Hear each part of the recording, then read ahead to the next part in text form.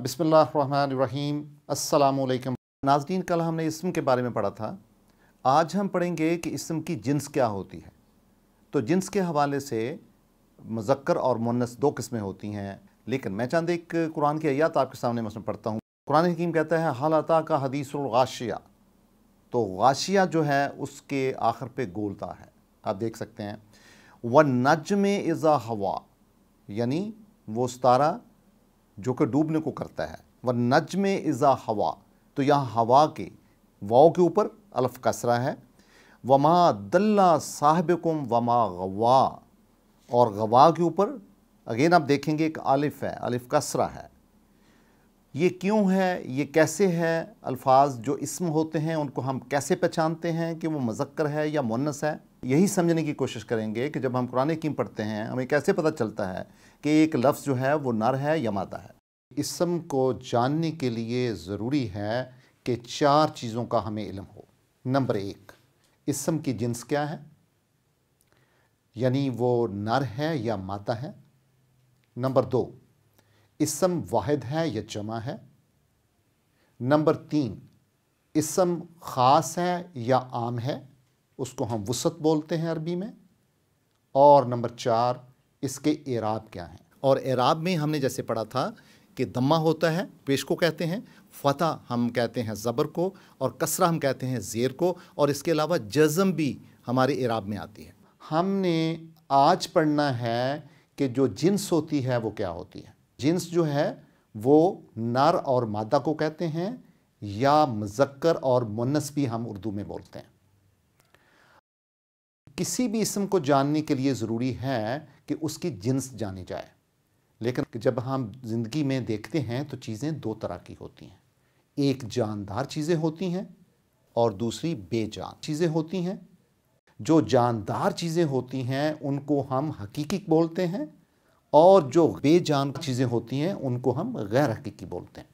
आज के सबक में हम गैर हकीकी जिन्स पे ज़्यादा गौर करेंगे। बेजान चीज़ों के हवाले से इसकी दो किस्में होंगी, एक मुज़क्कर होगा, एक मुन्नस होगा। मुज़क्कर की समझ भी आसानी से आ जाती है। सबसे ज़्यादा मुश्किल होती है जब हमने बेजान चीज़ों में मुन्नस को समझना होता है। मुन्नस भी दो तरह की होती है, एक को हम क्यासी मुन्नस कहते हैं और दूसरे को हम समाई मुन्नस कहते हैं। क्यासी मुन्नस क्या होती है? जब हम एक फार्मूले के मुताबिक या अपने दिमाग से सोच के एक चीज़ बना सकते हैं, पहचान सकते हैं, इसको हम क्यासी कहते हैं। क्यास का मतलब होता है अपने दिमाग से सोचना, सोच के बात बताना। ऐसी मुन्नस जो एक हम सोच के बनाते हैं और उसकी निशानी भी मौजूद होती है, इस मुन्नस को क्यासी मुन्नस कहते हैं। मिसाल के तौर पे जब भी आप अरबी ज़बान पढ़ें या कुरान हकीम पढ़ें, तो अगर आपको चार निशानियां नज़र आएँ तो आप समझें कि ये क्यासी है। पहली निशानी, क्यासी मुन्नस के आखिर में हमेशा गोलता आता है। मिसाल के तौर पे मैं कहता हूँ जन्नतुन, जन्नत को बोलते हैं। आयातुन, जिसे हम आयत बोलते हैं। अब गौर से देखें, इसके आखिर में क्या लिखा है? गोलता है। साअतुन, साअतुन कहते हैं घड़ी को। और हसनतुन किसी खूबसूरत चीज़ को बोलते हैं। और आकिबातुन अंजाम को बोलते हैं अरबी में। देखो इसके एंड पे भी गोलता है। कारियातुन, इसके एंड पे भी गोलता है। तो गोया पहली निशानी होगी गोलता की।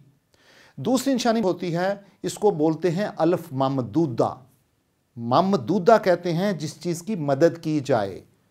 तो यहाँ पे आप देखेंगे कि कुछ अल्फाज ऐसे होते हैं, मिसाल के तौर पे अरबी ज़बान में जितने भी रंगों के नाम हैं वो अल्फ ममदूदा के साथ बनते हैं। अल्फ ममदूदा का मतलब है ऐसा अल्फ जिसकी मदद की गई हो।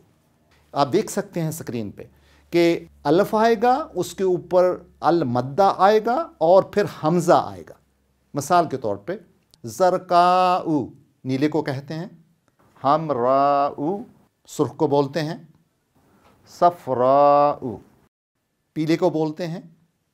बैदाऊ या बैज़ाऊ, सफ़ेद को बोलते हैं। और सोदाऊ, काले को बोलते हैं। ये देखिए, इन सारे अल्फाज के बाद में अलफ آیا ہے اور المدہ بھی آیا ہے، اس کو ہم بولتے ہیں الف ممدودہ، ایسا الف جس کی مدد کس نے کی ہے؟ المدہ نے بھی کی ہے اور اس کے بعد حمزہ نے بھی کی ہے۔ تیسری نشانی ہے، اس کو کہتے ہیں الف مکسورہ۔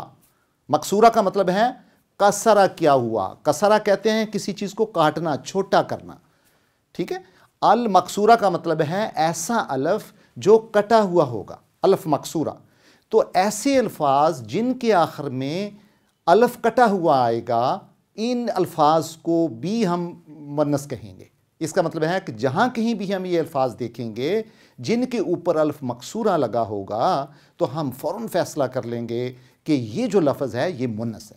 مثال کے طور پہ آپ دیکھیں، کوبرا، سغرا، حسنہ، عظما اور عقبہ، یہ آپ سکرین کے پیچھے دیکھ سکتے ہیں کہ ان سارے ناموں کے بعد الف مکسورہ آیا ہے۔ چوتھی نشانی اسم کی یہ ہے کہ اس کے آخر میں لمبی تا بھی آ سکتی ہے، لیکن یہ عام طور پہ ایسی مؤنث ہوتی ہیں جو جمع میں ہوتی ہیں۔ مثلا ہم اردو میں بھی کہتے ہیں مستورات، مقصورات، آپ سکرین پہ دیکھ سکتے ہیں ان کے آخر میں بھی لمبی تا آئی ہے، تو یہ بھی مؤنث ہے لیکن یہ جمع کی نشانی ہے، یعنی جمع مؤنث کی نشانی ہے۔ تو گویا مؤنث قیاسی کی 4 نشانیاں ہوں گی۔ ایک، کوئی لفظ جس کے آخر میں گول تا آئے وہ مؤنث ہوگا۔ کوئی لفظ جس کے آخر میں الف ممدودہ آئے مؤنث ہوگا۔ کوئی حرف عربی کا جس کے آخر میں الف مکسورہ آئے مؤنث ہوگا، اور کوئی حرف ایسا جس میں لمبی تا آئے وہ اکثر مؤنث جمع ہوگا۔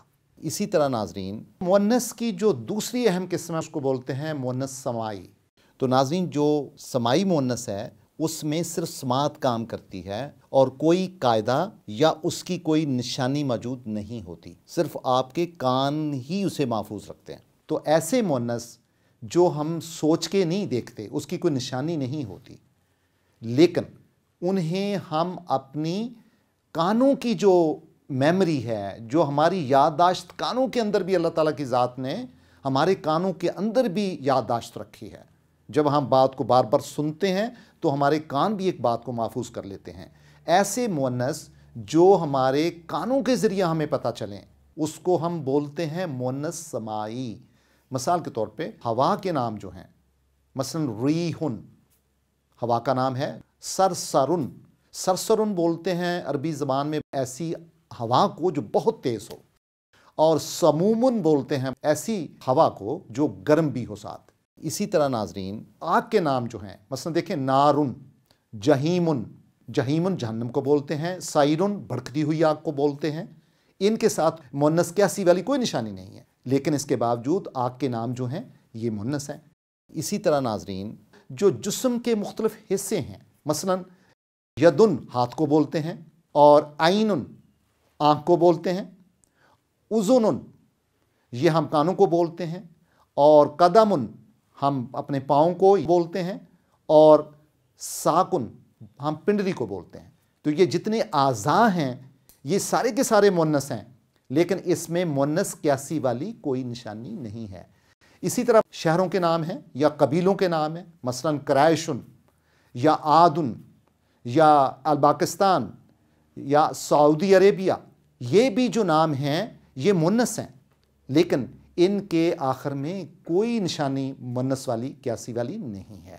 اسی طرح بے شمار دوسرے ایسے اسم بھی ہیں، جیسے سماعن آسمان ہے، شمسن سورج ہے، حربن جنگ کو بولتے ہیں، نفسن انسانی نفس کو بولتے ہیں، اور اسی طرح ہے ارضن زمین کو بولتے ہیں، دارن گھر کو کہتے ہیں، بیرن کنویں کو بولتے ہیں، اور دلون ڈول کو بولتے ہیں جب اپنے کنویں سے پانی نکالنا ہوتا ہے، اور قاسن پیالے کو بولتے ہیں۔ تو ان ساروں کے اوپر کوئی جو نشانی ہے مؤنث والی، جو 4 نشانیاں ہم نے گنی ہیں، ان میں کوئی نہیں ہے، لیکن پھر بھی یہ اسم کیا ہے؟ مؤنث ہیں۔ تو گویا یہ وہ اسم ہیں جنہیں ہم مؤنث سماعی کہتے ہیں، اور ان کو ہم یاد کریں گے حتیٰ کہ ہمارے کان اور ہمارا دماغ ان کو نوٹ کر لے گا کہ یہ مؤنث سماعی ہیں۔ ناظرین، لہٰذا سبق نمبر 4 کا جو ہوم ورک ہوگا وہ 3 سوالات ہوں گے۔ پہلا سوال ہوگا اسم کو جاننے کے لیے کن کن چیزوں کا جاننا ضروری ہے۔ دوسرا سوال ہوگا مؤنث غیر حقیقی کیا ہے اور اس کی کتنی اقسام ہیں۔ ناظرین، سوال نمبر 3 ہوگا کہ مؤنث قیاسی کی کون سی مثالیں ہیں۔ بہت شکریہ۔